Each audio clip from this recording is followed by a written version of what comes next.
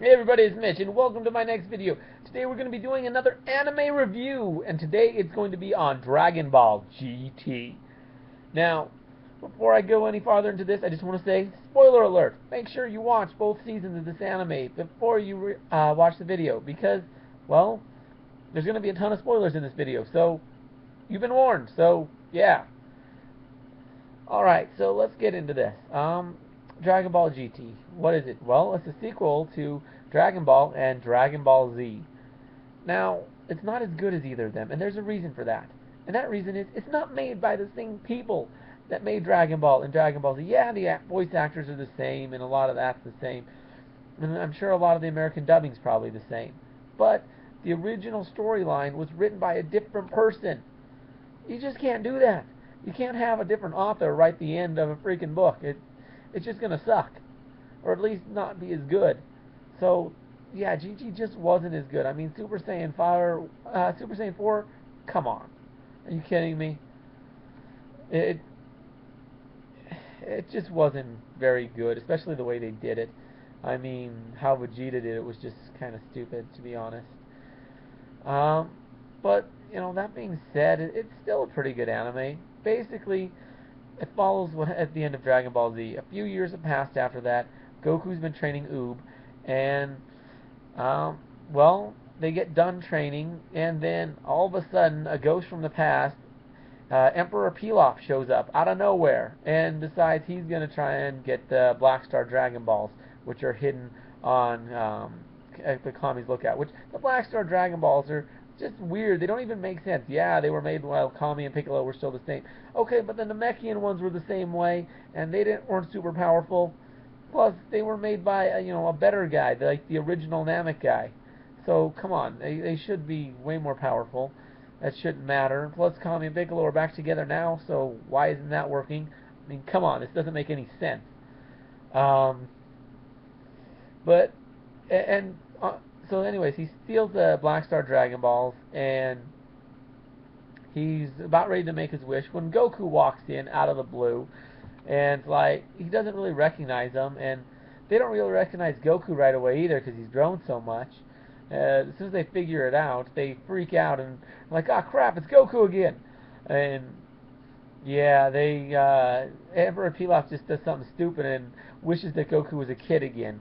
Because he figures, we'd have a chance if Goku was a kid again, which doesn't even make sense because Goku owned him even as a kid. Emperor Pilaf never had a chance against Goku, even then. Even Season 1 of Dragon Ball. Okay, Season 1 he did alright against him, that first disc, if you're watching it on DVD. But after that, it's pretty hopeless. Goku he's kind of the comedic relief. Yeah, he was the first villain, but he's the comedic relief after that. Um, so basically, he wishes that, and Goku turns back into a kid, but is still just as strong for the most part, which is kind of weird. He can still go Super Saiyan and Super Saiyan 2 and Super Saiyan 3, and he learns Super Saiyan 4 somewhere along the way, which then he gets his adult body back when he does that, which is really weird. Um, yeah, it doesn't exactly make sense. Yeah, these are super powerful, but Super Saiyan 4 is even more powerful. It's just weird. It doesn't quite make sense. In addition, so after that happens, they realize that these Dragon Balls are cursed, and the planet and not only that, but they're going to scatter throughout the universe. And like, okay, whatever, no big deal. It's not like anyone's ever going to find them. And they're like, oh no, it is a big deal because if you don't find them within a year, Earth will blow up from the power of the Dragon Balls, which is just dumb. I don't. I mean, like I say, that's never happened with any of the others, and these ones. The fact that this was when Kami and Piccolo were one doesn't even add up because, I mean, Dende and all the other Namekians never happened with them, so why is it happening now? Doesn't make sense. So, anyways, that happens, and Goku and Trunks set off to go do that. Gohan was supposed to go with them, but he was too busy talking on the phone with his girlfriend to go on it, which is kind of weird. Well, not Gohan, Goten. Sorry about that. But yeah, Goten was too busy talking on the phone with his girlfriend, and Gohan was, a family man now and was too busy with his wife and kid to do that. So those three were going to sit on. Goten didn't make it, and instead, Pan, Gohan's daughter, decided she's, you know, stowed away and went with. And they went on this journey to find the Black Star Dragon Balls. And in the process, they ran into Baby, who was this evil monster thing who was also looking for the Black Star Dragon Balls because somehow they knew about them and never came after Earth. Which, I mean, it's kind of ridiculous, to be honest. I mean, I know some of the stuff in Dragon Ball is a little ridiculous, but this is just way out there. Anyway, so that happens, and eventually they do get the Black Star Dragon Balls just because, um, they're just bringing them back home so that the planet doesn't blow up. They're not going to use them. And Baby's actually already he goes there ahead of them and takes over the planet while they're away collecting them. Yeah, man. Even though Vegeta's there, and it was just he's got this weird ability where he can absorb people, which which is just he takes over like the whole all the strongest people, and then eventually the whole planet using that, which is kind of weird, and I don't exactly get it. Apparently he was a Tuffle, one of the guys, or at least the creation of a Tuffle that, one of the people that used to live on planet Vegeta until the Saiyans wiped him out. So he's out for revenge against the Saiyans, which I guess makes some sense, but still kind of weird that, they're bringing that back up, even though they've heard nothing about this ever. Anyways, so they get the Dragon Balls and bring them back, and everyone's possessed, including Dende and Mr. Popo and everything. So, they just give the Dragon Balls to Baby once they turn them over. And, I can't remember if he uses them to wish Planet Vegeta back, and then wish it back to where Earth is. Yeah, he for some reason wishes for that to happen. I don't know how he got two wishes out of that. I forget. It was really weird. I saw it not too long ago, but I'm not sure how he got it. I guess he wished it back right there in one wish, which is kind of a lot to do with one wish. Dragon Ball Z would have required that in two. So I don't know what's up with that. In addition, so that happens. They manage to take down Baby. Goku goes Super Saiyan 4, then gets his adult body back. That's kind of cool. Then after that, everything's all well and good until the doctor that created Baby mates up with Dr. Gero in the afterlife, and that causes they manage to create Super 18, and he goes on this killing spree, fuses with Android 18, who's really been doing nothing since the end of the Cell Saga.